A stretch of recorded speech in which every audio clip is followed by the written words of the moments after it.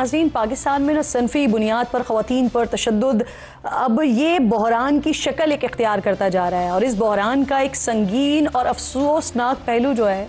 वो है गैरत के नाम पर बेदर्दी से सरेआम ख़वातीन का तबातुर से कत्ल किया जाना।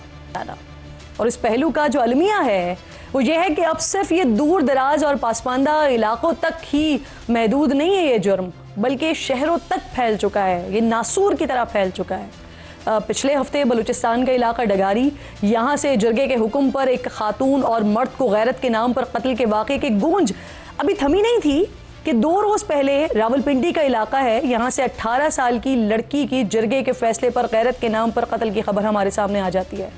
फिर कल बदीन के इलाके से एक दादा के हाथों 22 साल की पोती की गैरत के नाम पर जान लेने की दिलखराश खबर आ जाती है। ये तो वो इत्तलात हैं जो सोशल मीडिया के थ्रू या किसी न किसी ज़राए के थ्रू ख़बर की सूरत में हमारे सामने आ जाती है,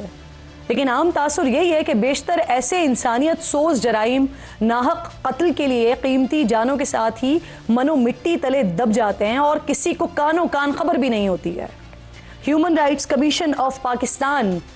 इनके मुताबिक 2024 में पाकिस्तान भर में 500 के करीब ख़वातीन गैरत के नाम पर कत्ल हुई थी।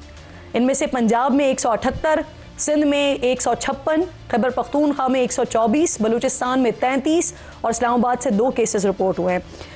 ख़वातीन के ख़िलाफ़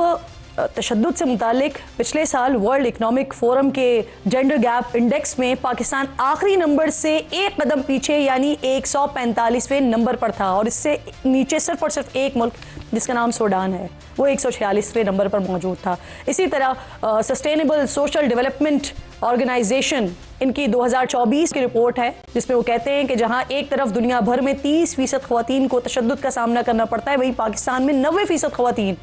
अपनी ज़िंदगी के मुख्तलिफ पहलुओं में तशद्दुद का सामना करती हैं। ये तमाम बातें, ये आदाद व शुमार अफसोस के साथ कहना पड़ता है कि नए नहीं हैं और इनमें कुछ कमी भी नहीं आ रही है। 2018 में भी इस तरह की खबरें आई थी कि सिंध के शहर घोटकी में गैरत के नाम पर कत्ल किए जाने वाले अफराद का बाकायदा तौर पर कब्रिस्तान मौजूद है जिनकी कब्रों के बाकायदा निशानात मिटा दिए जाते हैं, लेकिन अब वहाँ कब्रिस्तान तो मौजूद नहीं है, लेकिन गैरत के नाम पर अब भी कत्ल की जो सूरत हाल है वो जारी है। अब इस तमाम तर सूरत हाल में ज़रूरत इस बात की है कि ख़वातीन के ख़िलाफ़ तशद्दुद और गैरत के नाम पर होने वाले जराइम को रियासत के ख़िलाफ़ जुर्म का दर्जा दिया जाए, जुर्म करार दिया जाए इसे। अगर कोई ख़ानदान ऐसे केसेस की पैरवी नहीं करता तो इंसाफ के हुसूल तक रियासत को मुकदमे की पैरवी करनी चाहिए।